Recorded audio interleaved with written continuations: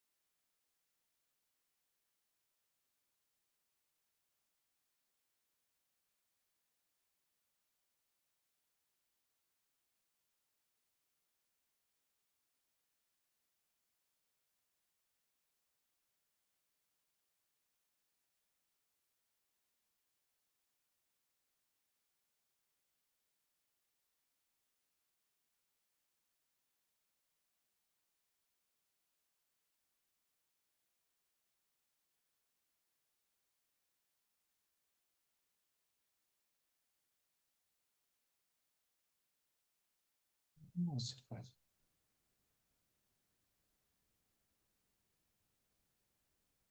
Tá,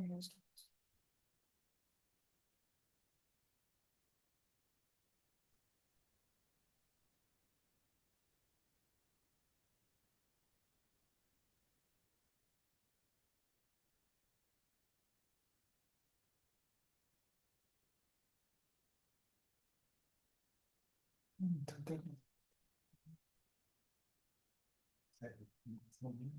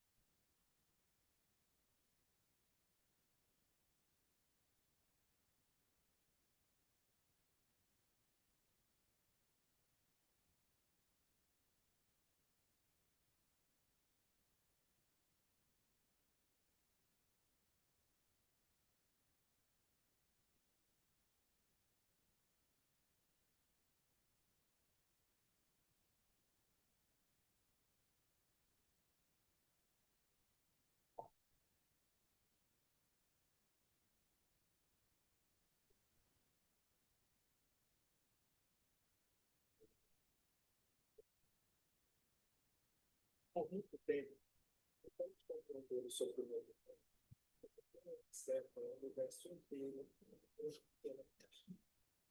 Vimos partes, nomeadas, classificáveis, ansiedade.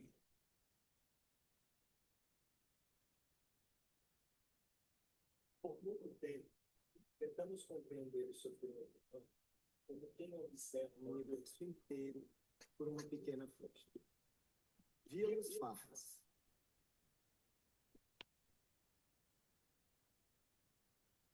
Por muito tempo, tentamos compreender o sofrimento humano como quem observa o universo inteiro por uma pequena fresta.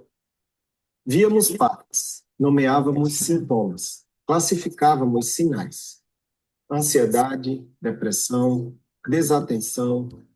Mas, no fundo, sabíamos que nenhuma dessas palavras, sozinha, era capaz de contar a história inteira.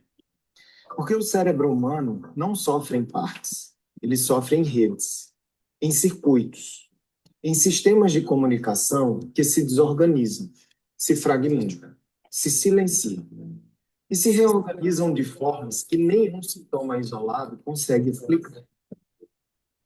A neurociência contemporânea nos convida a enxergar o sofrimento humano em sua arquitetura mais profunda. Bem-vindos a uma nova era, a era em que a neuropsicologia se torna indispensável. Mas entre o que a ciência descobriu e o que chega até o paciente, ainda existe um abismo. Um abismo feito de mitos, de ruídos, de discursos que banalizam sofrimentos reais. Vivemos em um tempo em que muita gente fala sobre saúde mental, mas nem sempre com responsabilidade, nem sempre com profundidade, nem sempre com verdade. É mais fácil apresentar frases prontas, geradas pelo marketing, do que pelo conhecimento construído ao longo de anos de estudo e prática clínica. E no meio desse ruído, existem profissionais que enxergam casos difíceis e conectam dados, contexto, história e funcionamento. E enxergam além da aparência, mas que nem sempre conseguem ser ouvidos. O neuropsicólogo não trabalha apenas com testes, definitivamente. Trabalha com precisão, com interpretação, com a delicada tarefa de transformar desempenho em significado clínico. Porque por trás de uma atenção comprometida, pode haver uma infância inteira pedindo compreensão. Por trás de uma falha executiva, pode haver uma rotina, um futuro desmoronando em silêncio. Por trás de um laudo bem construído, pode haver uma família finalmente entendendo o que antes era só saber sofrer. Isso não é um detalhe. Isso não é acessório. Isso é cuidado de alta complexidade. Esse trabalho definitivamente não termina no número. E ainda assim, existe uma tensão que precisamos nomear. Quando duas especialidades que deveriam caminhar juntas se distanciam, quem perde não é nenhuma das duas. Quem perde é o paciente. A psiquiatria contribui com o olhar clínico, com a formulação diagnóstica, com a condução terapêutica. A neuropsicologia aprofunda, refina, traduz funcionamento em compreensão concreta. Uma amplia a outra. Uma protege a outra contra reducionismos. O presente não está na distância, está na ponte, está no diálogo, está na construção de uma prática clínica que, em diferentes saberes, não disputam território, constroem cuidado. O Neuropsilink nasce exatamente dessa convicção, da necessidade de formar pontes, de integrar ciência, prática clínica e reconhecimento profissional. Porque o neuropsicólogo não pode mais ser visto apenas como executor de protocolos. Ele precisa ocupar o lugar de consultor especializado, o lugar de quem transforma dados em narrativa clínica, o lugar de quem senta à mesa com autoridade e é ouvido. O Neuropsilink não é apenas um número, não é apenas conteúdo. É uma comunidade de profissionais que decidiram não aceitar mais a invisibilidade de um trabalho tão essencial. O Neuropsilink é uma mudança de posição, de voz, de presença, de valor. Antes de qualquer método, antes de qualquer técnica, é preciso dizer algo diretamente a você. Sim, a você. O seu trabalho importa. Importa nas horas que ninguém vê. Na hipótese revisada pela terceira vez, no cuidado com cada palavra do laudo, na responsabilidade silenciosa de nomear dificuldades que impactam a vida inteira de alguém. Importa quando, por causa da sua escuta e da sua precisão, uma pessoa finalmente deixa de se sentir perdida. Quando você fica mais uma hora relendo para garantir que o laudo esteja preciso. Quando responde à família com cuidado, mesmo quando o dia foi longo. Quando carrega o peso do diagnóstico alheio com uma responsabilidade que pouquíssimas profissões exigem. Esse esforço tem nome, tem valor, tem impacto na vida de pessoas reais. E hoje, aqui, esse esforço será reconhecido. Meu nome é Tiago Figueiredo, eu sou psiquiatra, clínico e pesquisador e sou fundador do Neuropsilink. Ao longo da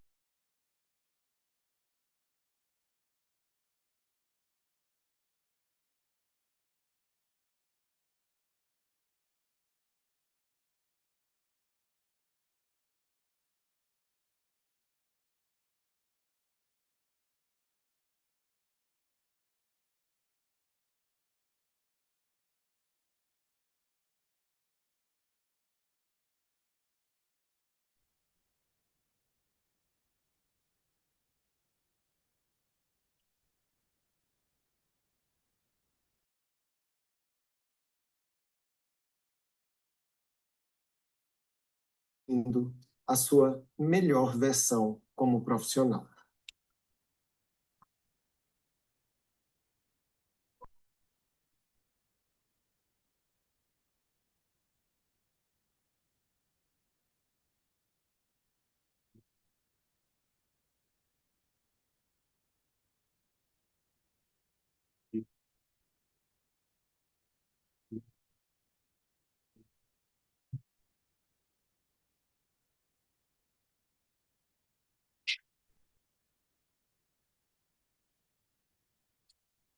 Oi, oi. Cheguei. E aí, gostaram? Viram a minha declaração por Muito vocês? bom, Muito muito bom. bom. Quem que disse muito bom? Muito bom. Ah, firme. Não, aí já são os de casa. Bom, Mas gente, continua então, sendo bom. sejam muito bem-vindos, bem-vindas. Muito boa noite para vocês. É uma alegria enorme estar aqui. Na verdade, vocês vão ver que essa data é muito especial, porque marca o fim de um ciclo que tem sido muito especial e que tenho realmente conseguido trazer da forma exata como eu gostaria e para pessoas que confiam no meu trabalho.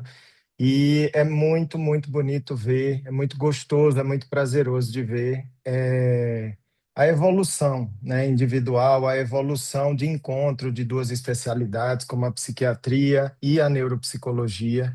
E vocês podem ter certeza que cada movimento que leva a gente a se distanciar um do outro em relação a discussões clínicas, em relação a pensar juntos, com certeza, rouba da gente a oportunidade de sermos melhores, mais felizes, de conseguirmos compartilhar ideia e aprender uns com os outros.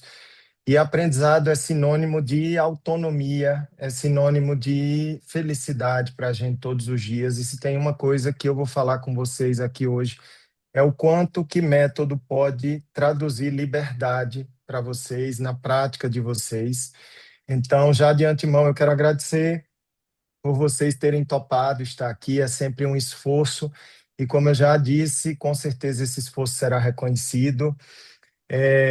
E hoje a gente tem algo muito bacana para conversar, que é justamente o que vem sendo amadurecido no NeuroPsilink, que é a metodologia dele, né? Algo que não só vem da clínica, não só da supervisão, não só da, enfim, mas também da pesquisa, dos aprimoramentos e com certeza da experiência e da troca minha com vocês, com quem já está em grupos em que a gente tem essa oportunidade de troca direta, tá? Então, para a gente começar de verdade, eu gostaria de pedir para quem puder, abra as câmeras, isso dá um aquecimento diferente, acaba trazendo um gás para a gente compartilhar informações. Eu consegui ter o feedback direto de vocês, não se preocupem, só vou pedir para deixar o microfone fechado, tá? E lá no final eu vou abrir para a gente tirar algumas dúvidas, para a gente discutir juntos e para a gente, é, enfim, compartilhar conhecimento, ideias, enfim. E aí eu queria começar naturalmente com uma verdade que ela é nua e crua, mas que ela coloca a gente no nosso lugar, né? Que é o que importa, e é trazer uma verdade que possa realmente orientar, até porque como já dizia o povo da minha terra, lá no interior do Nordeste, lá no Cariri, não existe nenhum esforço sem suor, não existe a gente ser melhor sem suar, né? Então a gente precisa entender do que a gente está diante. Eu vou comprovar para vocês hoje, cientificamente, de que vocês têm uma profissão em que, se vocês não pensaram antes de escolher ela, hoje eu vou obrigar vocês a pensar do que vocês fazem, que é algo que é de alta complexidade, algo super especializado, e que eu vejo que tem gente que tem anos de formação e que não se deu conta do que faz exatamente, né? O que é a responsabilidade, do que é a complexidade. Vocês vão ver aqui de forma escancarada e estampada para vocês, tá? Então, eu gostaria de começar trazendo uma reflexão para vocês, até porque eu tive a honra e o privilégio de as duas turmas do NeuroPsilink que nós tivemos até aqui foram de pessoas já com uma bagagem enorme, de experiência, de vivência, de muitas avaliações. Então, naturalmente, isso também me faz aprender onde ajudar mais vocês, independente do grau de experiência, independente de quem está começando, quem está depois. O bom de quem está começando é porque a gente tem uma janela mais à frente em que isso tem um valor enorme, né? E nós, como maduros, já precisamos entender esse processo. O que eu quero já trazer aqui para vocês, que é para colocar a gente no nosso lugar? Primeiro, talvez a neuropsicologia que vocês façam hoje, ela não é necessariamente a que foi ancorada nos modelos que ditam um curso de especialização ou de formação em neuropsicologia. É claro que, como toda formação, muitos cursos vêm em evolução, vêm ganhando mais corpo, vêm ganhando mais visão, mas eu falo de um lugar em que, quando eu morava no Rio de Janeiro, eu fui 2 anos coordenador de uma pós-graduação em neuropsicologia. Então, era eu quem montava o cronograma teórico, pedagógico. Eu já trabalhava com neuropsicologia, a minha história na neuropsicologia já tem quase 12 anos. Então, naturalmente, aquilo precisava ser pensado de uma maneira em que preparasse o aluno para a vida prática dele, né? E o que é muito importante de vocês entenderem? Primeiro, muitas pessoas tiveram formações em que naturalmente houve algumas lacunas. Por exemplo, talvez não tiveram lá atrás a oportunidade de ter uma neuroanatomia aprofundada, como hoje cursos de psicologia trazem de uma maneira muito explícita. E isso é muito natural. Da mesma maneira que se vocês me perguntarem, Tiago, na época que você fez residência, e esse tom soa muito velho, né? Mas é isso mesmo, assim, na época que você fez residência, você tinha aulas de transtornos do neurodesenvolvimento, vocês tinham um módulo de transtornos do neurodesenvolvimento? Não. Por quê? Porque a gente ainda tinha conhecimentos que eram muito limitados. Assim, e aí, dentro da minha busca, eu fui atrás de estudar neurodesenvolvimento desde o início e me aprofundar nessa temática, porque eu sabia que ia ser complementar à residência. Então, o que eu quero que vocês entendam é que, independente do nosso tempo de experiência, as coisas evoluem, a ciência evolui e novas descobertas chegam. Novas necessidades chegam. E parece balela o que eu estou fazendo, o que eu estou falando aqui para vocês, mas é talvez um dos principais pontos de virada. Se existe uma coisa que eu acredito que seja sinônimo e contribuinte de felicidade humana, chama-se flexibilidade mental, que vocês conhecem muito bem. Por quê? Porque, assim, se as coisas mudam, a gente também precisa mudar. Se a demanda muda, eu também preciso mudar. E por que eu estou falando isso? Porque se você for para a neuropsicologia clássica, você tem uma neuropsicologia que ela é localizacionista. Tiago, o que é isso? É você ter aqueles estudos clássicos em que dizia o seguinte, olha, o indivíduo perdeu massa encefálica. Qual é a função que foi embora? Você tem uma correspondência que ela é direta. Tiago, o indivíduo teve um AVC, morreu célula cerebral. Qual é a função cerebral que foi afetada?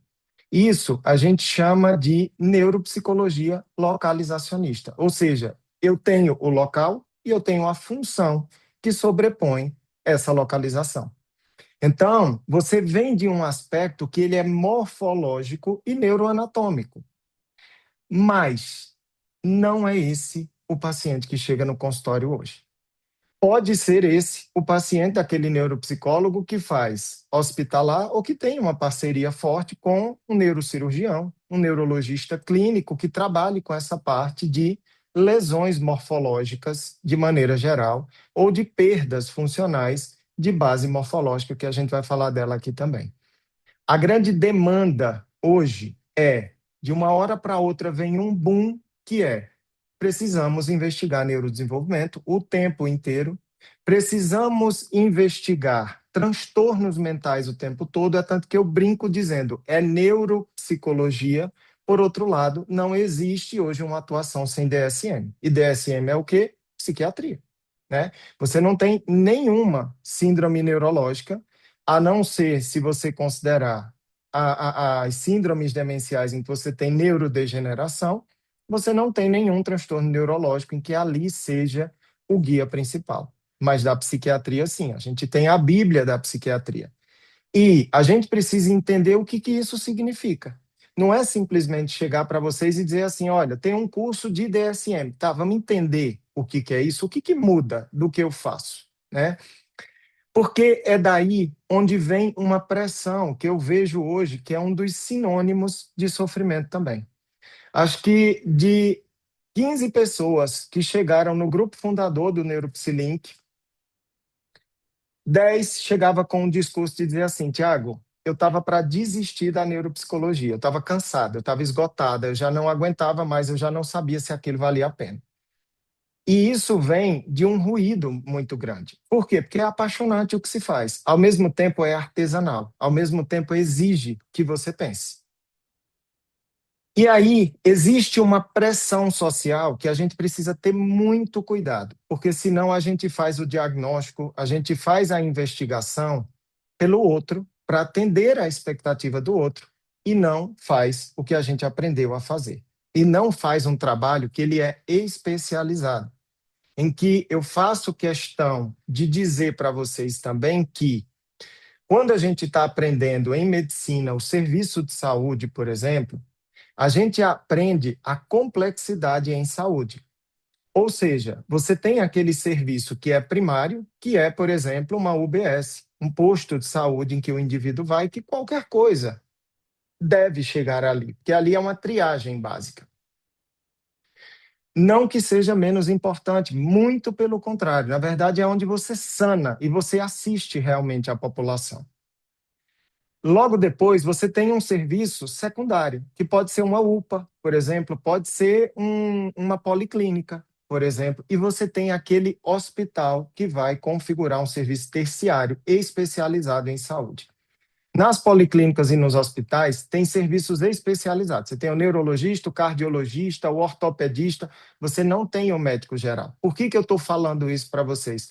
Que é uma das primeiras coisas que a gente discute quando a gente vai falar do Neuropsilink, que é, vocês precisam entender que vocês podem sim atuar como psicólogos e vocês podem sim, no mesmo espaço, com uma formação, uma especialização, atuar como neuropsicólogo.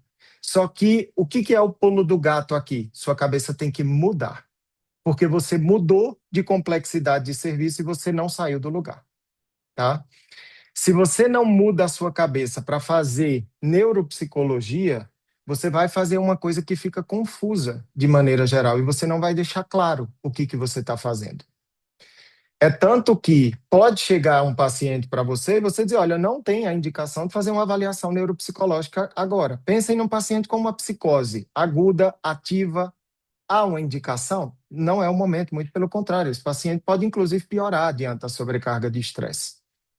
Essa avaliação inicial, ela veio de um aspecto psicológico, não foi neuropsicológico. E isso faz diferença na hora que vocês vão atuar. O mindset precisa mudar, senão você não vai entregar um serviço especializado. Você vai entregar um serviço que ele é confuso para quem não conhece a especialidade. Então, vocês têm uma característica que talvez é muito importante que vocês conscientizem que, por exemplo, médicos não têm. Eu sempre falo isso. Alguém aqui do nada vai chegar amanhã e marcar uma colonoscopia? Não. Alguém aqui vai chegar do nada e marcar uma cintilografia miocárdica? Não. Por quê? Porque você passa por um médico para ver se tem indicação, faz uma triagem, faz todo esse processo. No caso de vocês, é um exame ultra complexo que o paciente bate na porta de vocês amanhã e diz, oi, eu vim saber se eu tenho TDAH ou não. E você é a primeira porta de entrada desse paciente. E aí é que está. É onde existe uma triagem antes da avaliação neuropsicológica. E se você não tiver cuidado, a avaliação neuropsicológica ela vai jogar desde o que o menino joga de videogame até o que ele tem de dificuldade componencial na escola. Então, é aqui onde a gente precisa ter muito cuidado para entender o papel do quê. Muitas coisas podem ser possíveis nesse serviço. Agora, se você vai entregar algo que precisa ser claro, você precisa orientar a pessoa para aquilo. E ninguém vai entender uma cintilografia miocárdica do nada. Imagina subfunções cognitivas que é ultra difícil, que se vocês pegarem qualquer pessoa que não conhece e usarem uma linguagem neuropsicológica, ninguém vai entender lhufas daquilo que você está falando. Por quê? Porque é uma linguagem especializada. Você aprende aquilo. A pessoa não tem aquele conhecimento em geral. Então, ao mesmo tempo em que vocês vão ser jogados do nada num cenário médico complexo, em que você tem uma síndrome genética que nunca teve a oportunidade de entender qual é a manifestação cognitiva daquele processo, que vem junto com uma manifestação fisiológica, por exemplo, e que no aspecto médico a gente precisa estar preparado para isso, para ver todos os sistemas em sua generalidade, não especialidade. Então, esse é um ponto que vocês precisam entender hoje o que vocês fazem. Por quê? Porque é aqui onde a gente não pode deixar que a especialidade perca valor. A pessoa, me dói no coração quando eu estou dando supervisão para médicos, ou então quando a gente está numa discussão médica, como eu tenho alguns grupos hoje, e o médico diz assim: ah, mas hoje eu nem peço mais a avaliação neuropsicológica, porque para mim não acrescenta em nada. Isso me dói no coração. Por quê? Na verdade, não é sobre aquele médico ou sobre quem avaliou. É sobre o paciente que está deixando de ter alguém que possa ver de forma mais minuciosa aquele processo. Então, é aqui onde a gente precisa começar a proteger um aspecto que ele é muito valioso. E a gente só dá o valor que ele realmente tem se a gente leva com seriedade esse processo, tá? Então, como eu já falei no vídeo para vocês, existe todo um backstage por trás do que você faz, do que você investe, do que hoje chega, em que eu não tenho dúvida nenhuma que o maior trabalho, inclusive, é você fazer uma curadoria daquela informação. Por quê? É o que eu sempre digo também, uma verdade que ela dói. A gente não vai saber de neurodesenvolvimento fazendo um curso específico ali, pontual de autismo. Não é assim que a gente vê. O autismo já é a consequência do processo. Entender o que acontece por trás é muito importante nesses aspectos mecanísticos. E com o que vocês trabalham? Exatamente com os mecanismos que envolvem o comportamento humano. Então, o que eu quero que vocês já comecem a mudar na cabeça de vocês é que eu não quero aqui só trazer mais informação para vocês.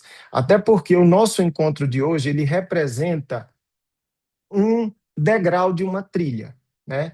E essa trilha e esse degrau, eles vêm sendo construídos entendendo que está na hora da gente organizar isso tudo.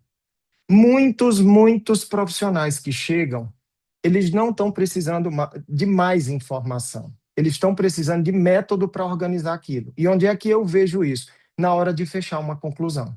Na hora em que a pessoa vai fechar uma conclusão e ela não consegue ter a paz e a tranquilidade de fechar sozinha e sempre precisar, por exemplo, de uma supervisão para ser validado.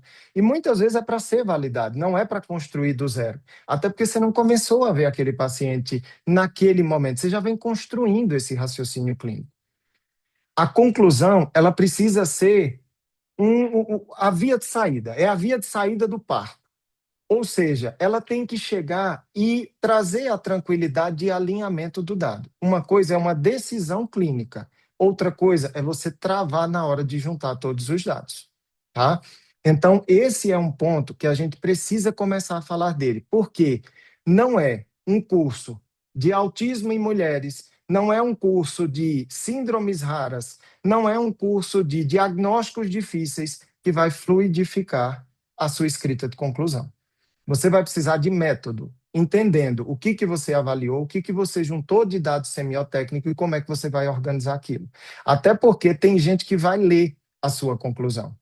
Você vai conversar com um médico, por exemplo, que não sabe nada de neuropsicologia e que precisa traduzir aquele processo. Você vai mandar um relatório para a escola e que precisa ter uma linguagem adaptada. Você vai mandar para um neurologista que já é um papo diferente do que tem com um psiquiatra, por exemplo. Vai entregar para uma mãe, para um pai, também já é um papo diferente nesse processo. E como é que isso fica fluido nesse processo, inclusive para que a devolutiva também seja fluida. Porque é o que eu ouço muito. Hoje, o que eu mais ouço é: doutor, eu fiz essa avaliação, mas até agora eu não entendi nada. Eu queria que você me explicasse o que que tem. E olhem que eu trabalho com neurodesenvolvimento, então, assim, acho que é raro o paciente meu que acompanha comigo hoje que não tem uma avaliação neuropsicológica, que eu não pego uma avaliação neuropsicológica, e é justamente isso que me faz estudar neuropsicologia todos os dias. É a necessidade do paciente, de que eu estude e que eu veja de uma maneira aprofundada, diferente, valorizando um processo que ele é muito valioso. Então, pensem nisso. Talvez o problema não é um teste que falta, não é um curso que vai trazer uma coisa ultra difícil, mas é um método para organizar suas ideias do início ao fim. Como é que a gente faz isso? Como é que a gente começa a construir um método? Primeiro, método, ele existe em tudo quando a gente vai aprender, por exemplo, um aspecto que é consensual ou uma conduta clínica. Por exemplo, a medicina baseada em evidência vem daí. Então, qual é um método semiológico de coletar dados? X. Então, você vai aprender um método semiológico. Qual é um método de investigação diagnóstica? É o que você também vai buscar nesse aspecto médico de esclarecimento diagnóstico. Então, o que eu convido vocês para construir desde agora é: primeiro, você precisa entender o seu papel, e aqui eu já dei um spoiler. Primeiro, você vai sim receber demandas que são ultra variáveis. Ou seja, você vai receber desde aquela criança que tem uma dificuldade na escola e precisa de um método de investigação, passando por aquele paciente em que, por exemplo, eu posso ter dado um diagnóstico e ter encaminhado para a Carolina, dizendo: Carolina, avalia esse paciente para mim, e eu tenho uma expectativa em relação à avaliação, até você ter, por exemplo, aquele professor ou aquele outro médico especialista ou aquela família que lhe procura diretamente, ou inclusive um colega psicólogo que não é neuropsicólogo e que lhe encaminha. Todas essas vertentes, elas são distintas quando a gente vai falar de investigação. E cada uma delas precisa de um método. E esse método, ele precisa lhe orientar desde o início, porque senão vai ficar perdido. Não dá para você falar com todo mundo ao mesmo tempo, embora você informe todo mundo ao mesmo tempo. Principalmente quando já tem um dado semiológico, um funil semiológico aberto, que eu vou explicar também para vocês, isso precisa estar alinhado, porque senão aquela avaliação vai chegar de paraquedas e ela vai direto para a gaveta. Ninguém entende qual é o papel dela. Então, é aqui onde a gente precisa emplacar o valor da neuropsicologia. Então, a primeira coisa que precisa estar muito claro antes de qualquer ação de avaliação neuropsicológica é: qual é o propósito dessa avaliação, qual é o papel dela, o que ela vai fazer diferença na vida de quem me pediu, por exemplo, na vida de quem me solicitou, como é que eu esclareço esse processo. Esse propósito é exatamente o que vai alinhar também a testagem. Posso dizer para vocês o que eu mais vejo? Que aí é que está, aí é onde eu brinco também dizendo: eu defendo muito, mas na hora de puxar a orelha, eu também puxo a orelha. E na hora de a gente ver um laudo e olhar um laudo, a gente consegue ver como que aquela pessoa pensou para aplicar os testes, por exemplo.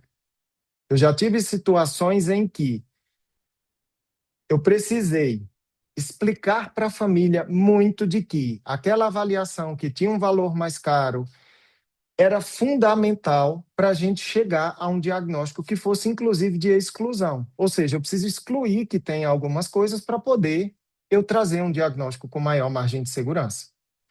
E muitas vezes existe um raciocínio diferencial em que a neuropsicologia vai ajudar muito.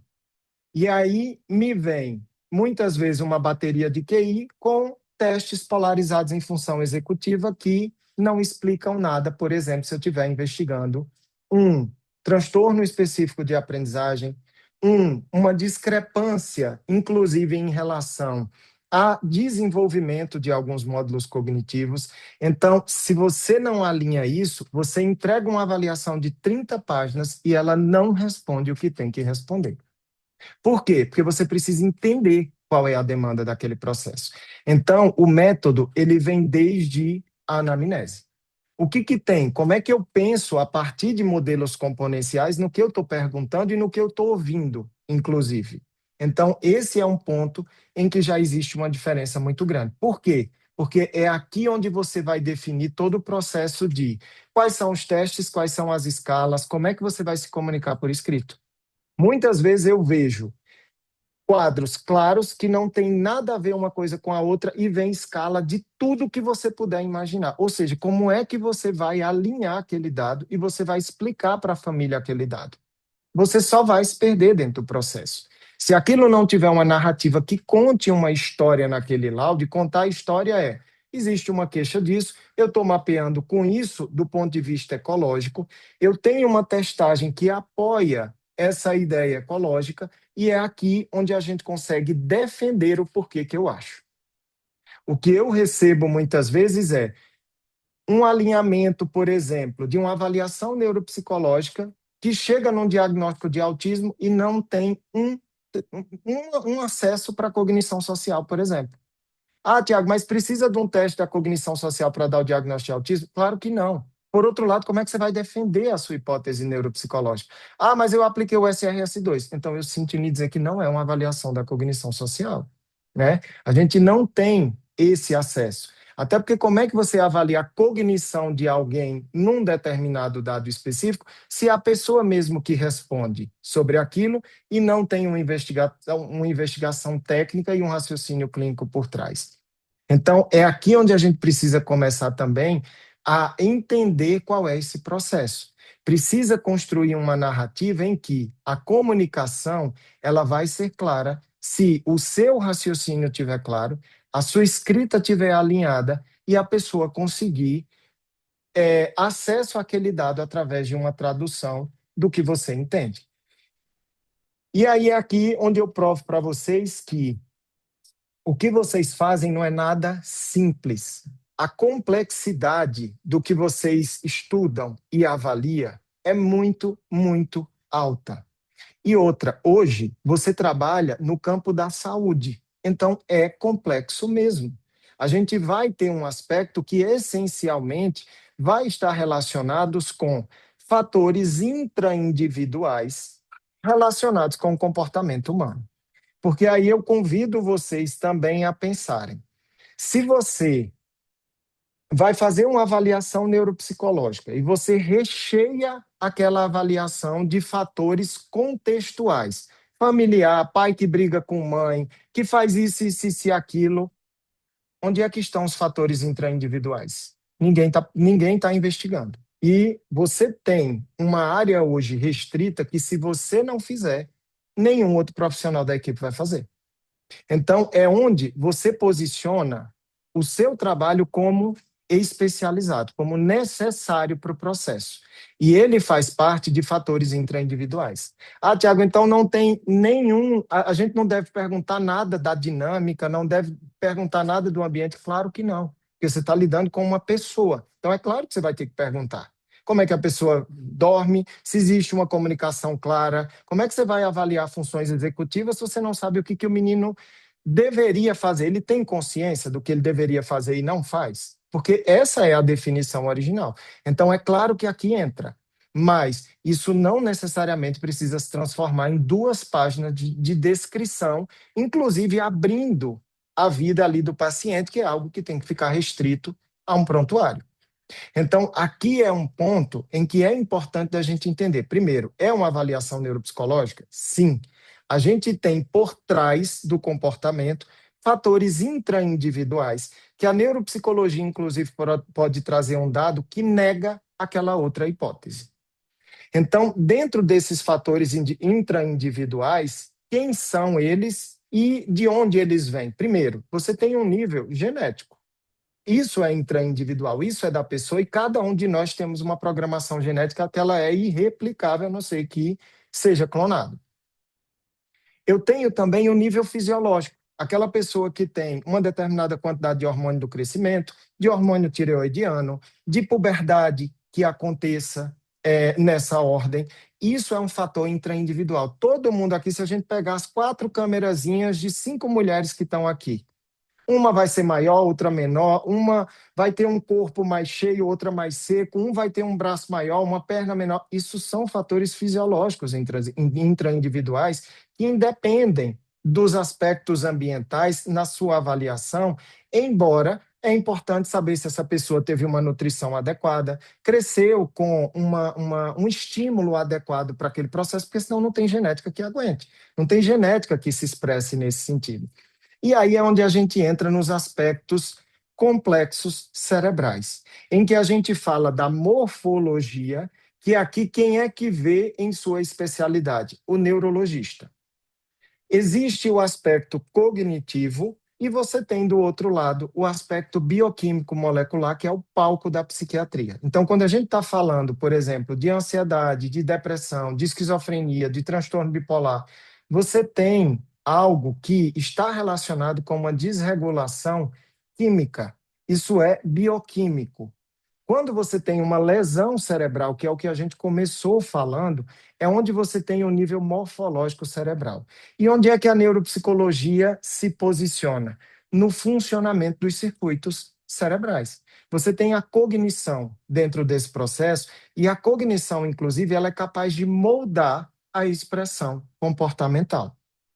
Um indivíduo que deprime e tem um QI de 130, ele deprime igual a um que tem um QI de 82, por exemplo? Não deprime. Não adianta. E a gente está falando da mesma coisa. Então, aqui a neuropsicologia já posiciona muito. Você pode falar de repertório de enfrentamento, você pode falar de angústias pessoais, você pode falar de uma hipótese de hiperexcitabilidade neural que tem tudo a ver, inclusive, para a medicalização desse paciente. Então, aqui é onde o aspecto cognitivo ele entra nesse centro de individualização. E a sua avaliação neuropsicológica precisa trazer um perfil cognitivo para esse indivíduo. Claro que se diante de uma suspeita, a gente precisa responder àquela suspeita e contribuir para essa investigação. Assim como, se é uma lesão cerebral, ok, vamos mapear esse perfil cognitivo para a gente entender o que pode ter sido perdido nesse processo. Então, agora, até para não deixar o sono bater, eu vou dar 2 minutos. Aliás, vamos dar mais um pouquinho? 2 minutos, pode ser. Vamos dar 2 minutos, que eu quero que você escreva no seu material, que você pense aí. Primeiro, na sua esteira de testes. Eu não quero que você saia contando quais testes que você tem, não. Não precisa. Só pensa nos principais. Pensa nos que vierem na sua cabeça. O que eu tenho hoje de teste? Depois, eu quero que vocês escrevam no material de vocês o que eles lhe oferecem de dado. E eu não quero que você saia descrevendo aqueles subíndices que o VISC, que a VAIS, que a VASI trazem, não. Não é sobre isso. É você dizer assim, isso aqui eu avalio funções visoespaciais. Isso aqui eu avalio memória. Isso aqui eu avalio atenção. Isso aqui eu avalio psicomotor. Pensa aí, na sua bateria, do que você tem hoje, dos testes que você tem disponíveis, o que ela lhe oferece de dado? E aí uma pergunta que também eu quero que vocês pensem, escrevam mesmo, porque eu vou dizer que esse exercício vai inclusive fazer vocês economizarem dinheiro. Por quê? Porque é onde você vai começar a ganhar uma crítica maior de por que você deveria adquirir um teste novo. Por quê? O que esse teste vai trazer para você? O que ele tem de dado? E aí pode ser que não seja relacionado à função e você seja ninja em psicometria e você diz, não, Tiago, isso aqui tem uma medida de validade psicométrica muito melhor. Beleza, está justificado, eu acho que você tem que comprar mesmo. Mas o que a gente vê são baterias mal montadas. São baterias em que a pessoa faz 5 testes e os 5 testes avaliam a mesma coisa. Gente, isso não vai acrescentar dado para um perfil cognitivo amplo, para uma avaliação desenvolvimental, para uma avaliação de identificação de padrões entre funções, e eu vou mostrar para vocês por quê. Por que precisa existir o método até na hora de você escolher o teste que você vai comprar? Então, escreva no seu material qual é a sua esteira atual, O que que ela lhe oferece de dado? Pensa aí, faz uma setinha. Ó, isso aqui é atenção, isso aqui é isso. Porque de repente você encontre que tem 3 com atenção e nenhum de linguagem, por exemplo. Pode ser que você tenha 5 de funções executivas e nenhum de visoespacial, por exemplo, específico. Então, o que que tem hoje? Qual é a amplitude desse processo? Aprendizagem. Eu tenho algo que entra nos modelos componenciais, é o que a gente vai aprofundar agora, tá? Todo mundo escreveu? Estão fazendo o exercício ou estão dando uma guaribada aí? Então, quero que vocês pensem para a gente começar a olhar de maneira mais crítica para esse processo. Tanto que essa aqui não é uma provocação minha, não sou eu, Tiago, que estou dizendo. A gente tem essa provocação hoje, pessoal, de pessoas que, inclusive, ocupam lugares de muito respeito dentro da neuropsicologia. A Gabrielle Wilcox é uma dessa, a Michelle Dreyfus também é uma dessa, que trazem esse aspecto metodológico para uma avaliação neuropsicológica. O que torna uma avaliação neuropsicológica forte? E aí, o que elas dizem é exatamente isso. Ela diz, olha, não adianta ter uma mega bateria de teste, não esteira de teste, não adianta você ter uma mega esteira de teste, embora você ter testes que sejam amplos, são muito relevantes para a sua prática clínica. Se você não tiver, desde o momento que o paciente chega até o momento que o paciente sai, com a sua metacognição em funcionamento pleno, a avaliação ela pode ter os melhores testes do universo. Você pode ser o melhor aplicador de teste do Brasil, você faz exatamente como o manual manda, e mesmo assim chegar a uma conclusão que é equivocada. Então, o que ela diz é o seguinte, olha, a gente precisa mudar isso na neuropsicologia. E talvez o que ela esteja traduzindo aqui é o que orgulhosamente nós já fazemos no Neuropsilin, que é, vamos começar a trazer uma semiologia médica que dê um tempero para esse processo? Vamos entender como é que você investiga antes de você estar pensando a partir de diagnóstico? Vamos entender como é que você constrói por que você pensou? Quando qualquer um do Neuropsilin que vier apresentar o caso, a minha primeira pergunta antes de apresentar os testes é: eu quero entender o seu raciocínio, por que você escolheu esse teste? Senão, eu quero te ajudar, porque isso vai te dar autonomia daqui para frente. Eu não quero aqui perguntar para saber se é boa, se não é boa. Isso não tem nada a ver uma coisa com a outra. Mas talvez seja exatamente a pecinha que faltava para a pessoa não estar precisando de uma supervisão toda vez. Ah, então não precisa de supervisão? Claro que precisa, vai depender. Agora, sempre, isso não vai te dar uma liberdade, isso não vai te dar uma autonomia, isso está dando um sinal de que você precisa naturalmente começar a pensar e ativar a sua metacognição, porque é isso que vai dar liberdade. E liberdade é o quê? Felicidade, né, gente? Então, o que a gente tem dentro de uma avaliação sem método é a gente vê claramente numa anamnese que é uma pessoa que simplesmente transcreveu as queixas do paciente, transcreveu os relatos da família em relação àquela criança. Você vê no tipo de escrita que a pessoa faz. Você não é transcritor, você não é digitador, você é um profissional especialista na área, em que você vai trazer ali o início de uma construção, de uma narrativa de um exame. Se um radiologista que vai avaliar o cérebro, ele começa a história do exame falando de outro órgão, o exame vai ficar confuso. Não é que o exame esteja errado, mas ele vai ficar confuso. A pessoa não vai entender qual é o propósito daquele processo. Para quem pega aquele relatório, e eu estou dizendo para vocês do lado de cá, de quem consome a avaliação neuropsicológica, você não entende qual era o raciocínio daquele profissional por trás daquilo. O que a gente vê também é que muitas vezes é uma escrita repeteco. É o que tem no manual, você transcreve ali no relatório. O que deu de médio inferior, médio superior, dentro da média, muito superior, a escrita é essa. Não precisa. As pessoas não entendem o que é médio superior. As pessoas não entendem o que é uma curva de normalidade. Ah, Tiago, você está dizendo para eu tirar? Claro que não.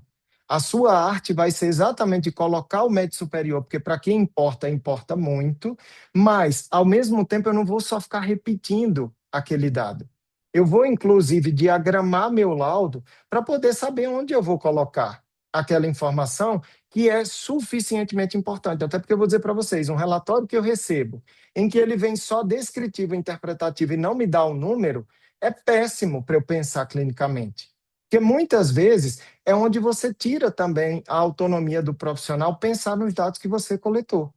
É a mesma coisa de você mandar uma ressonância magnética sem a imagem. Vai ter aquele médico que ele nem olha o laudo que o radiologista fez, ele só olha as imagens.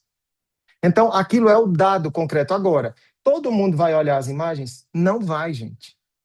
A pessoa muitas vezes só vai olhar ali a conclusão do dado. Só vai colocar o que realmente importa nesse processo.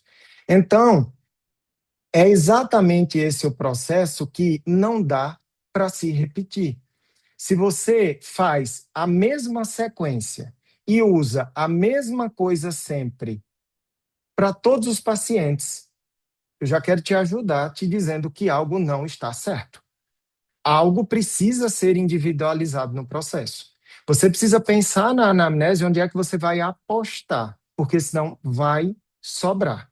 Vai sobrar espaço onde deveria ser investigado e vai sobrar teste onde nem precisava de tamanha investigação.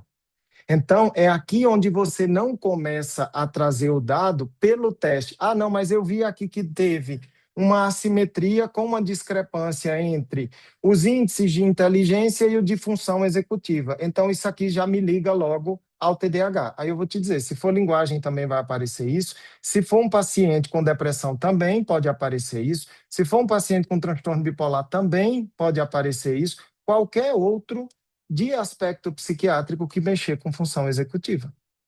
Aliás, se o paciente tem uma apneia do sono, pode mexer nessa assimetria em relação à memória operacional, por exemplo. Então, é aqui onde a gente não pode pensar pelo teste, porque senão a gente vai pensar enviesado o resto da avaliação inteiro e você só vai buscar outros resultados que confirmem aquele viés que você já construiu. E aí, isso é o pensar pelo teste.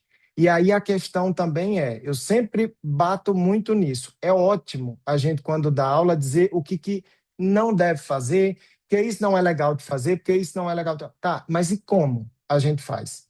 Será que a gente já sentou e vamos discutir como é que a gente constrói uma maneira que seja mais segura de entender? É o que eu sempre falo em relação à anamnese. Todo mundo sabe aqui que a clínica é soberana, de que a anamnese é quem determina muita coisa, que não é necessariamente uma anamnese, até porque a depender do que você perguntar na anamnese, ela não vai determinar nada. Então, você precisa entender o que você vai investigar. E quem que traz isso? Método, porque senão a gente vai ficar doido em relação ao tanto de demanda que aparece, diferente e cada uma com as suas particularidades. Então, uma avaliação sem método, ela é clara que ela foi sem método.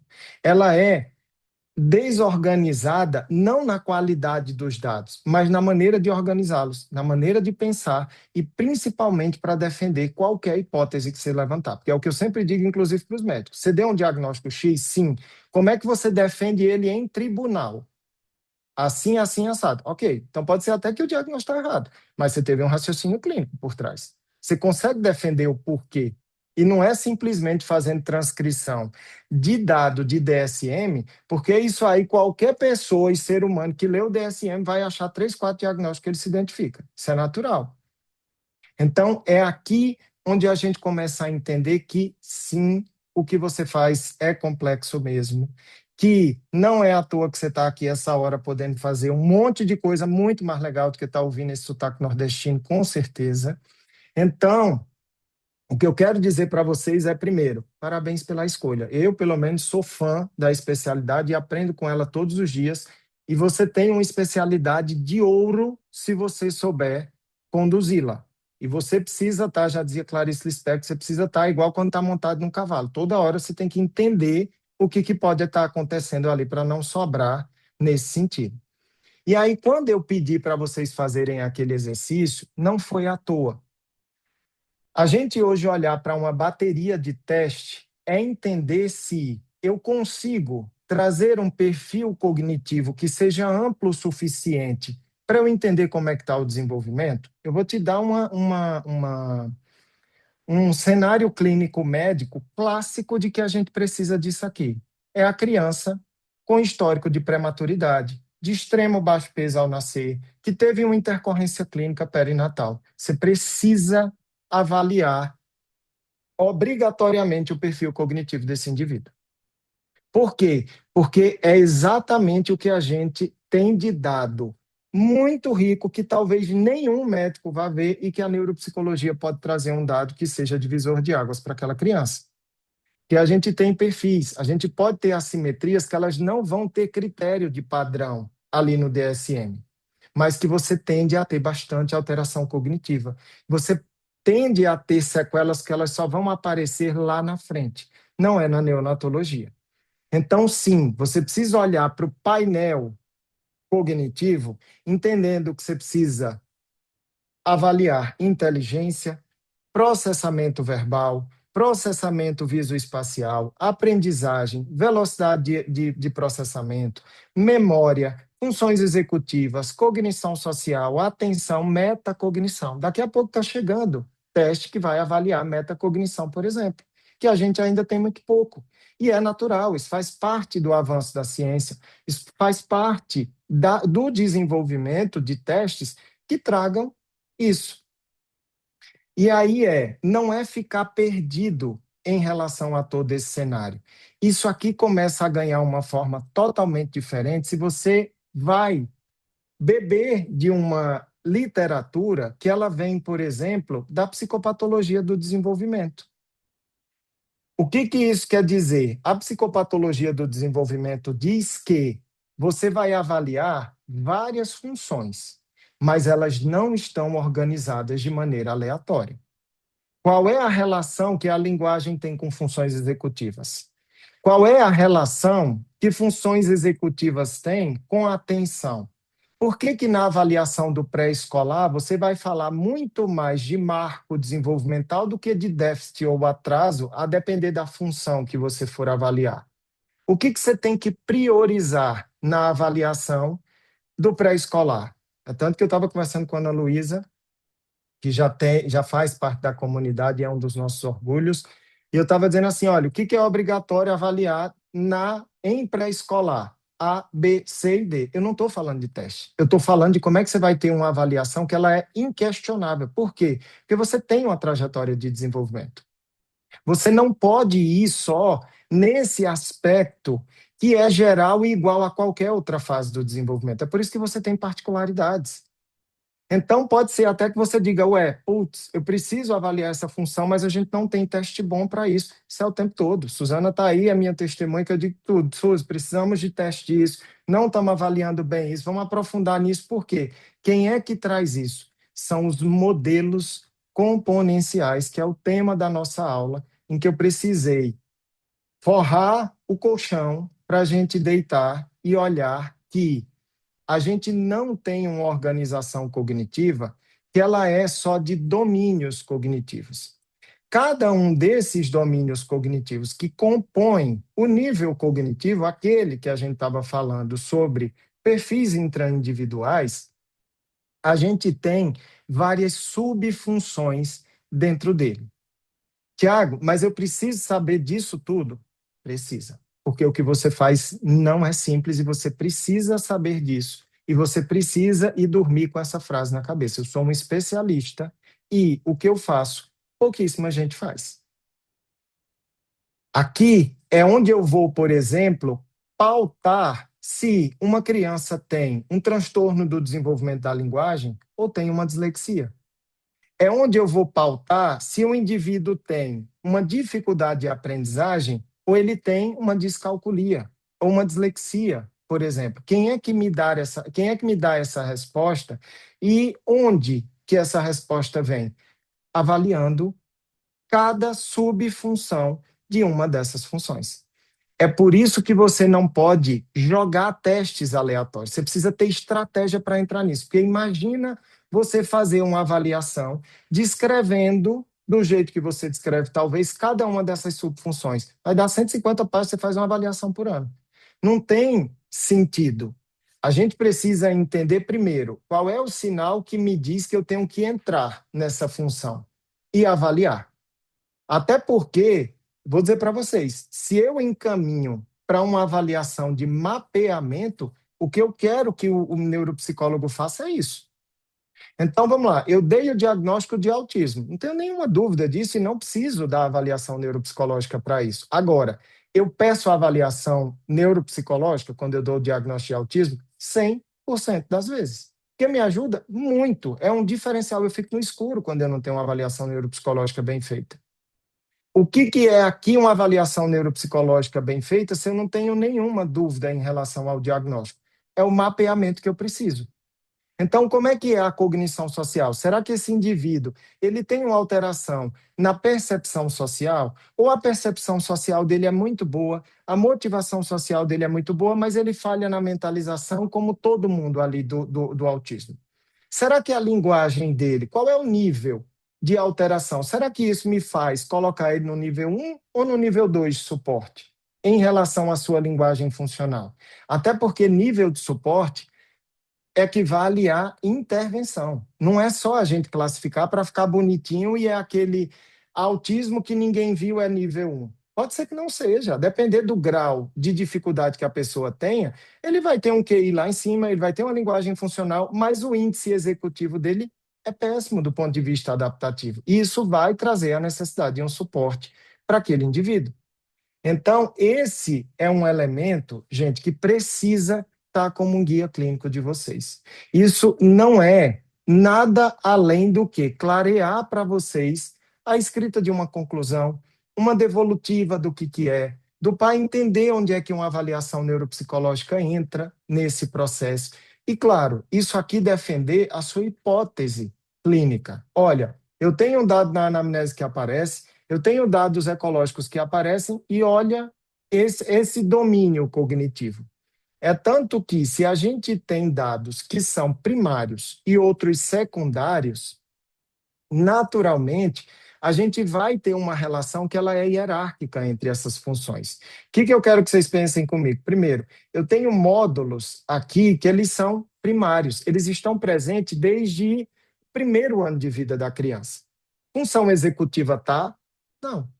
Memória, tá? Não. É tanto que vamos fazer uma pesquisa rápida. Quem que se lembra do que estava fazendo com 2 anos de idade, da escola, da roupa que vestia? Não tem como, porque você não tem neurocircuitaria ainda madura para isso. Isso é todo mundo. Você pode ter um flash ali com 4, 5 anos, 6 anos, porque teve um flash e as pessoas lhe contaram ainda aquilo. Esse é um processo que faz a gente entender o porquê que a memória está aqui. Porque ela depende de circuitaria que só chega depois de várias outras coisas que são primárias. Então, onde é que vai me ajudar a entender um déficit desenvolvimental propriamente dito? Quanto mais precoce ele tiver. Até porque ele é precursor de algumas funções que são superiores. Por que é difícil e por que a gente tem tanta comorbidade entre os transtornos de desenvolvimento? TDAH e linguagem, TDAH e autismo, TDAH e transtorno de coordenação motora, porque eu estou falando aqui de um aspecto que ele é primário, em que eu posso ter um atraso de linguagem e isso impactou no desenvolvimento das funções executivas. E é isso também que vai lhe dar o porquê que você precisa estar atento quando que você fala que é uma comorbidade e quanto que é uma consequência daquele processo que primariamente estava alterado. Então, gente, isso é método de avaliação, isso é componente, eu não estou trazendo a roda para vocês. Talvez o que a gente faça é, olha, precisamos de um método que organize esse processo. Quem são eles? Primeiro, vamos entender os modelos componenciais que trazem todas essas funções cognitivas, até para você ver se sua bateria de teste está calibrada, e depois vamos entender o que ela avalia. Até porque sabe o que acontece? É onde a gente começa a descobrir que velocidade de processamento eu tenho de verbal, processamento visoespacial e social. É o que a gente fala, por exemplo, do TEA nível 1 na adolescência. O que ele vai ter muitas vezes é uma velocidade de integração e processamento social que é diferente da maioria.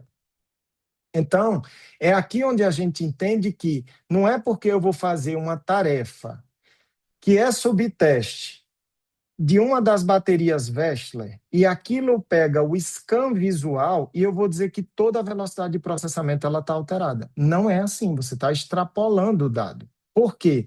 Se você vai falar de velocidade de processamento, tem que avaliar alguns módulos. Ah, mas eu falei velocidade de processamento visual. Aí tudo bem. Se esse é um padrão, é um subtipo da velocidade de processamento. Ah, e funções executivas, igual. Atenção, a mesma coisa. Você vai ter que ver nível de alerta, você vai ter que ver atenção dividida, atenção seletiva, porque isso pode te dar um dado de padrão de alteração.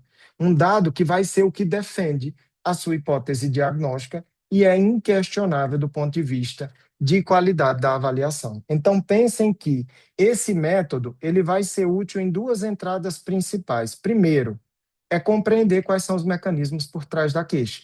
É aquele paciente que está chegando, que nunca foi avaliado por nenhum profissional e você é o primeiro contato com o sistema de saúde? Sim. Você vai ter que fazer uma anamnese ainda mais robusta para não deixar passar nada. O que eu mais vejo é, falou em TDAH quando na verdade o elefante na sala era a linguagem e nada foi avaliado da linguagem. Aliás, às vezes coloca um subteste do VISC como avaliação de linguagem. Não é. E o que me diz que não é? É quando a gente entra num modelo componencial dentro da linguagem do que é oral. E aí entra compreensão, expressão, que você vai ver aspectos sintáticos, semânticos, pragmáticos, tudo isso dentro do que um teste pode trazer, do que a sua avaliação pode descrever. Então, a escolha do teste ela precisa acompanhar o seu raciocínio clínico, senão vai ser dado solto. E chega no final da conclusão, você trava, como é que você vai organizar todos aqueles dados, como é que você vai descrever tudo, e fica aquela descrição fatiada do que viu que é importante, descreve, viu que é importante, descreve. Isso confunde o processo. Se for para um mapeamento clínico, entenda onde que o modelo componencial vai entrar. Se eu dou um diagnóstico de TDAH, eu mando para avaliação neuropsicológica e eu recebo um laudo que basicamente ele me diz: as funções executivas estão alteradas. Isso muda muita coisa na minha conduta? Não, eu já esperava que viesse. Agora, se eu sei que o problema dele é no planejamento e não na iniciação, se eu sei que o problema dele está mais no aspecto de flexibilidade e metacognição, se eu sei que está relacionado com memória operacional, aí o jogo muda inteiro. Inclusive, se ele é um paciente mais propenso a responder à medicação ou não. Quando eu pego a avaliação neuropsicológica, ela é bem feita e eu vou prescrever uma medicação para um paciente com TDAH, eu já oriento os pais. Eu digo, olha, essa característica aqui, ela traz para a gente já um dado que isso pode impactar na resposta à medicação. Por quê? Você tem aquele paciente que tem um perfil X. Esse é o paciente que você vai fazer a medicação e ele vai detonar, ele vai melhorar muito. Mas você tem aquele paciente que esse dado que a avaliação neuropsicológica traz, ele liga um alerta para a gente entender se realmente vai ter o efeito que a gente espera com a medicação. E quem é que dá isso para a gente? É um mapeamento do funcionamento executivo. É você mapear a função executiva. Então, veja a riqueza do que é feito. Não é só sobre dar diagnóstico. É você mapear, é você ditar e orientar um tratamento que ele é muito complexo em sua ordem, tá? Então, a gente vai ter várias condições em que o método é fundamental. Se existe uma suspeita de descalculia, e eu peço uma avaliação neuropsicológica, porque ela praticamente é obrigatória nesse aspecto, seja num aspecto pedagógico, seja num aspecto neuropsicológico propriamente dito, enfim, eu preciso que o neuropsicólogo tenha uma bateria de teste que seja ampla o suficiente para ver o domínio matemático. Ele viu o senso numérico, ele viu o fato numérico, ele viu o raciocínio numérico. Se eu não tiver esses dados, eu não consigo defender se é uma descalculia ou não. Por quê? Porque quanto mais superior o processo, menos específico é para determinado diagnóstico. Se eu estou falando de uma descalculia do desenvolvimento, eu preciso que o déficit ele esteja no domínio primário. E aí sim, você precisa entender quais são os componentes ali por trás da matemática, até porque você pode dizer, poxa, eu preciso procurar um teste que veja senso numérico, porque o que eu tenho não avalia muito bem. Beleza, esse é o teste que você merece comprar se você trabalha com muita criança que lhe procura por dificuldade de aprendizagem. Então, é estratégia. Ao invés de você ter 10 que avaliam a mesma coisa e não vai acrescentar nada, é onde vai realmente definir a qualidade da sua avaliação, tá? Então, esse é o ponto que ele pode orientar todas as etapas da sua investigação. Se tem uma investigação de descalculia, é claro que a sua anamnese precisa ir ver como é que são as manifestações ecológicas do fato numérico, do censo numérico, por exemplo. Então, é aqui onde a gente guia a partir dos modelos componenciais. E acreditem, eles transformam a nossa forma de ver o dado. Até porque vocês poderiam me perguntar, Tiago, vem cá, como é que você, como psiquiatra, quer ensinar neuropsicologia se você não aplica teste? Não precisa aplicar teste. E eu não sei o que tem no teste agora. Eu preciso que você me diga o que aquele teste avalia. Eu preciso que você me diga qual é a função que está sendo acessada. E se é descrita o tipo de estímulo, é claro que a gente precisa saber qual é a função que vai ser acessada. Até porque se você chega e diz, olha, esses dias a gente, aliás, esses dias agora a gente avaliou lá no serviço uma criança que tinha uma alteração oftalmológica neurológica, em que tinha sido avaliado, tinha ganhado um diagnóstico de TDAH, e a avaliação neuropsicológica mostrava para a gente que 99% do processo era justificado pela alteração da sacada visual dele. E como é que a gente vê isso? A partir do entendimento de como é que o teste faz. Até porque, assim, o médico precisa interpretar o dado neuropsicológico. Então, não precisa aplicar teste para isso. É o que você fornece de teste que dá para o outro a possibilidade de raciocinar. Então, o que a gente precisa é focar num raciocínio em que passou da etapa de adquirir a habilidade de um teste, perfeito. Coletou o dado, então vamos entender. Até porque o que hoje dá para entender é se não foi bem aplicado ou se os dados não batem, a gente vê no resultado. Então, não existe aplicação ruim que sustente um raciocínio clínico. Naturalmente, você vai ver que tem dado que não fecha dentro do processo. Então, é aqui onde sim, é super possível. E se é possível para quem não aplica, isso tem que ser um aspecto muito fortalecedor do seu raciocínio clínico, que tem acesso, inclusive, ao momento da aplicação, tá? Então, é sobre isso que eu vou pedir um espaço para falar de vocês exatamente do que a gente tem feito, até porque esse encontro comemora também um outro degrau em que eu estou muito orgulhoso e muito feliz de ter amadurecido essa ideia, entendendo onde é que a gente consolida essa autonomia profissional, em que a gente precisa trazer esse método desde o momento zero até o momento de uma devolutiva. E vou dar uma dica aqui para vocês de ouro. A devolutiva é onde você emplaca a agenda dos próximos meses. Arrasem na devolutiva. Arrasem no sentido de explicar. A pessoa está ali para ser orientada. A pessoa está ali porque ela tem uma angústia de tempos que não está sendo compreendida. Então, trazer uma explicação que seja clara, que faça diferença na vida do indivíduo, é claro que ele vai lhe ter como um profissional de confiança, é claro que ele vai ter como um profissional de referência, e é claro que ele vai lhe indicar para outras pessoas.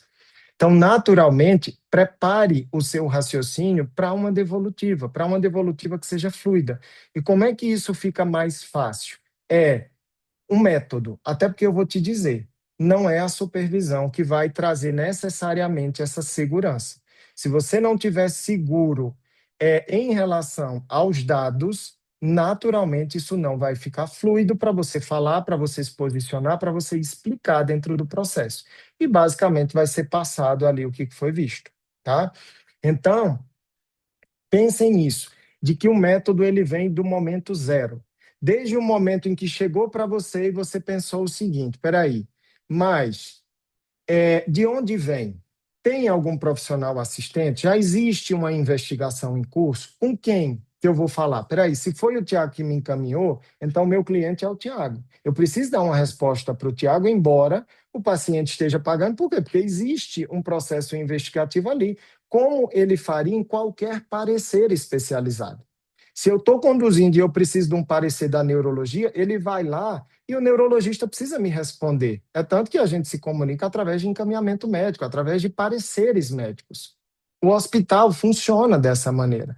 Então, naturalmente, a gente precisa saber com quem que a gente está se comunicando, o que que existe ali por trás de investigação, para que você calibre a sua linguagem, para que você calibre a forma de se posicionar e que você possa, inclusive, explicar para outro profissional, de dizer, olha, aqui, por que que a gente fecha uma descalculia?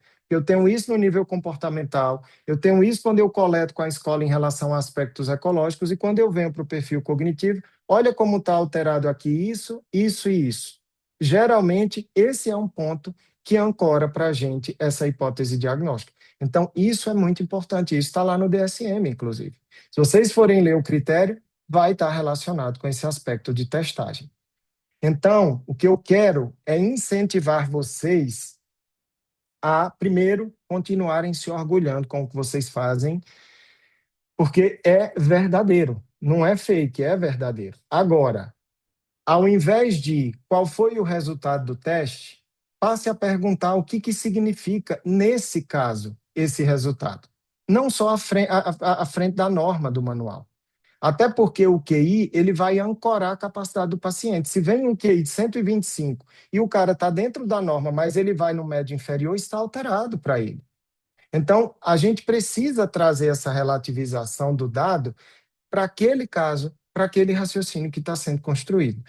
Existe um padrão? Peraí, toda vez que eu faço um teste que é de processamento visual, que exige uma velocidade de processamento visual, ele cai no desempenho. E você vai ver isso, às vezes, num cancelamento, no FDT, em algumas outras, alguns outros testes de atenção, por exemplo. Então, será que é a atenção que está alterada? Ou eu tenho aqui um aspecto em comum nesse processo que me diz a partir do padrão? Qual é a hipótese que está sendo fortalecida e qual aqui enfraquece? E outro segredo que eu vou contar para vocês. Talvez mais importante do que a resposta positiva é a resposta negativa. Deem resposta negativa, por favor. Tá? E pode dizer que fui eu que disse. O Tiago disse que é para a gente dar hipótese negativa. Pode dar, porque isso é muito valioso. Olha, aqui eu avaliei e aqui está tudo normal. Aqui está tudo dentro do esperado. Aqui tem um padrão que me faz dizer que está dentro do esperado. Isso é importantíssimo, porque quando você está numa hipótese diagnóstica, você precisa afastar outras hipóteses. Então, a hipótese negativa, ela é importante. Não é só o que aparece de alterado, não. O que aparece de normal é muito valioso para você afastar alguma coisa que você desconfiou que poderia estar alterado, certo? Então, o que enfraquece é super importante. E, claro, usem os componentes cognitivos, entendam como é que todo esse processo aqui complexo, eles conversam com os aspectos emocionais, porque tudo isso aqui pode alterar. Quem que vai alterar principalmente? Quem está aqui em cima. É tanto que, se vocês forem buscar a literatura, por exemplo, vocês vão ver que a memória fica afetada quando o indivíduo está deprimido. Um dos principais diagnósticos diferenciais no idoso que está com queixa de memória é justamente esse processo, entendeu? Então, tem um elemento que ele é importante de ser compreendido naquele contexto. Integrem os dados do que é ecológico, do que está relacionado com aquele componente que você investigou já desde a entrevista. Lá na plataforma, onde a gente tem, quase toda semana eu sento para preparar como é que a gente faz uma entrevista componencial de tal dado. Por quê? Porque você precisa perguntar como é que é aquilo no dia a dia do indivíduo. Como é que eu vou perguntar sobre aspectos visoespaciais? Como é que eu vou perguntar sobre localização, orientação espacial? Como é que eu vou perguntar sobre senso de localização, por exemplo? Então, essas são perguntas que, se tem uma suspeita, você precisa trazer como um rastreio que possa dar margem a você aprofundar ou não naquela função cognitiva, tá? Então, é sobre esse aspecto de orgulho que eu quero falar para vocês e pegar aqui o último tempo da nossa aula, antes da gente abrir para dúvidas, que é exatamente isso que eu fui fazendo ao longo dos últimos meses e, claro, tiveram pessoas que confiaram nesse processo e que hoje eu me orgulho muito, algumas delas estão aqui, em que é exatamente isso que envolve uma construção. E outra, aprendizagem, o RAVLT já diz isso para vocês, é repetição. Precisa repetir, precisa treinar de novo. Teve um método, aplica no paciente da segunda, aplica no paciente da quarta, aplica no paciente da sexta, daqui a pouco você largou aquilo, ficou automático na sua cabeça. Isso flui o processo. Ao invés de você ficar preso num paciente várias semanas, aquilo vai te dar vaga de agenda para você avaliar mais, para você investigar mais, para você receber mais. Porque tempo não é igual à qualidade. Ah, eu vi 15 vezes. Tá, dependendo do que você colocar, isso não vai adiantar nada dentro do processo. Então, é sobre ser assertivo. É sobre aquele laudo que conta a história do paciente desde o momento que ele chega. Olha, existe aqui uma investigação geral que sim, ela tem uma propensão neuropsicológica dentro desse processo. E é aqui onde vocês se posicionam de uma maneira em que protege o que vocês fazem, em que vocês passam a ser reconhecidos como consultores e não avaliadores. O que é a diferença disso? As pessoas precisam ouvir a sua opinião para poder pensar. A negativa que você dá, ela é importantíssima. Hoje mesmo eu encaminhei uma paciente do interior do Maranhão, que veio para uma consulta online comigo, que eu disse, olha só, eu preciso da avaliação neuropsicológica para excluir algumas coisas, porque tem cara para mim de tal e tal, tal, antes da gente fechar esse diagnóstico. Então, é claro, você vira um consultor, não é um avaliador, não é uma avaliação qualquer, é algo que traciona ou não determinada hipótese diagnóstica. Então, eu quero pedir também um espaço para agradecer a essas pessoas que são muito especiais para mim, cada uma delas. Por quê? Porque foram as pessoas que acreditaram do zero. Quando eu inventei o NeuroPsiLink, foram elas que disseram, eu vou, não importa, eu vou, não importa, eu vou. E a gente fez um trabalho lindo, que é quem também já está na turma agora do avançado, que a gente vai começar agora em julho o avançado. E a gente tem pessoas que já sentiram esse processo metodológico mudando, e é muito bonito de ver o quanto que o vocabulário muda, o quanto que a forma de passar um caso muda, o quanto que a segurança muda nesse processo, o quanto que defender aquela hipótese diagnóstica é bonita de ver. Algumas chegam para mim no privado e dizem, pô, Tiago, é muito ruim tomar puxada de orelha. Eu digo, ainda bem que você sentiu isso, porque aí da próxima vez você não faz nunca mais. E aí, graças a Deus que hoje é melhor do que ontem, é melhor do que ontem, é melhor do que ontem, e isso vai deixando a gente feliz nesse processo.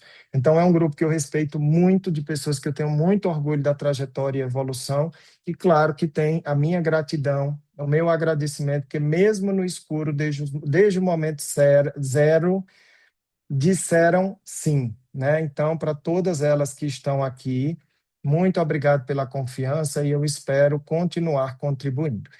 Então, eu abro o convite para vocês. A gente tem um grupo que vai começar agora o NeuroPsiLink Avançado, que traz um aspecto mais robusto de ensino e aprendizagem, porque ele é baseado em métodos para a gente entrar em cada um daqueles domínios cognitivos. E como vocês viram, eles encheram a minha tela. Então, se a gente quisesse virar expert mesmo, a gente precisaria de 10 anos, talvez, estudando vários deles. É tanto que eu não sei se vocês sabem, durante o meu pós-doutorado, uma das coisas que eu fui estudar foi justamente o modelo componencial da cognição social, em que tem dado muitos frutos nesse aspecto, em que é exatamente onde a gente vai sentindo falta do que poderia estar sendo avaliado e não está, tá?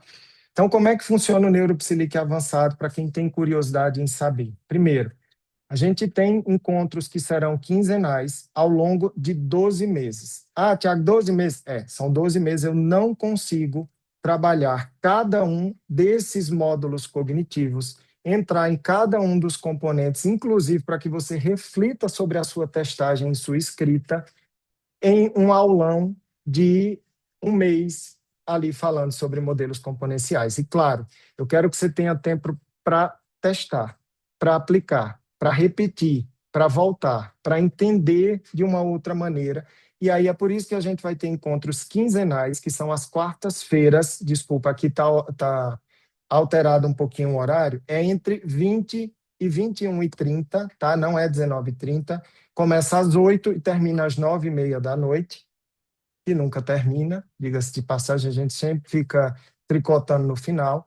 Mas o horário oficial é esse, o processo em que a gente tem hoje uma plataforma da T2F, que é onde eu alimento também de conteúdos em que existem ferramentas clínicas que guiam a anamnese, a testagem, que tem as aulas gravadas, então vários dos momentos de teoria mesmo, aquela aulinha mais expositiva, vocês vão assistir no tempo de vocês, no momento que vocês estiverem descansados, no momento que vocês estiverem com gás de estudar, para que aquilo tenha um valor diferente, tá?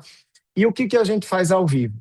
Primeiro encontro do mês, a gente vai aprofundar junto na avaliação direta. Por exemplo, o que uma avaliação para altas habilidades precisa dentro dos modelos componenciais de inteligência?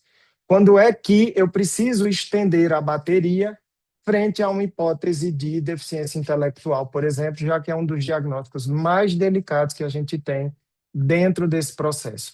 Então, a gente tem um primeiro encontro do mês que é teórico, mais de debate, em que todo mundo participa, não tem mimimi. Por quê? Porque é um grupo de respeito, é um grupo de todo mundo que se gosta e todo mundo se ajuda a trocar. Inclusive, angústias clínicas. Por quê? Porque muitas vezes a gente está sozinho, a tomada de decisão é sozinha e eu quero que seja um espaço também para essa divisão.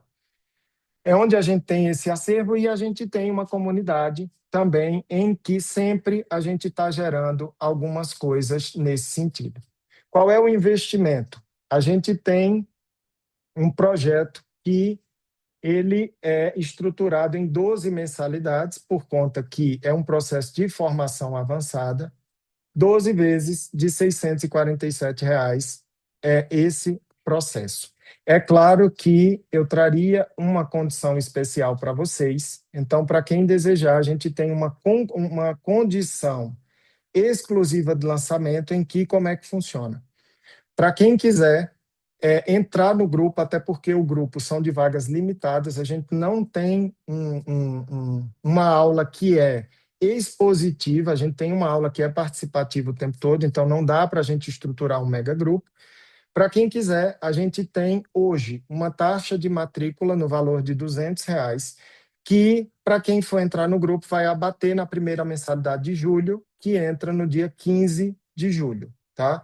Então, a mensalidade acontece todo dia 15 do mês e a gente tem as próximas mensalidades, no caso, a partir de agosto, no valor normal, no valor regular de 647. Então, quem quiser entrar agora, já garantir a vaga, a gente tem essa condição de vocês conseguirem já garantir a vaga pagando esse valor de taxa de matrícula e isso abatendo na primeira mensalidade do mês. Eu estava aqui falando para vocês e vou contar para vocês também o cronograma, tá? Porque iria ficar muito cheio aqui de slide. Mas, antes de falar do cronograma propriamente dito, para quem fechar também hoje, só hoje, tá? Porque vai ajudar a gente a organizar a turma, vai poder escolher entre um curso, que pode ser gratuito. Qual curso, Tiago? Temos raciocínio diferencial entre TEA e TDAH, como fechar uma conclusão de alto impacto e recomendações clínicas, avaliação da família estruturada. Então, aquela família difícil de idade evolutiva, aquela família em que tem muito fator confundidor, como é que você vai organizar? Inclusive, a gente tem uma ferramenta clínica para que vocês separem os dados, consigam avaliar a família, o que é histórico genético familiar, o que importa para uma avaliação, porque isso, inclusive, é compartilhado com a comunidade médica. Então, é um curso muito bacana que a gente tende a não falar, porque ele não é pop, mas que ele é muito útil para a prática, para a gente conduzir situações difíceis de maneira geral.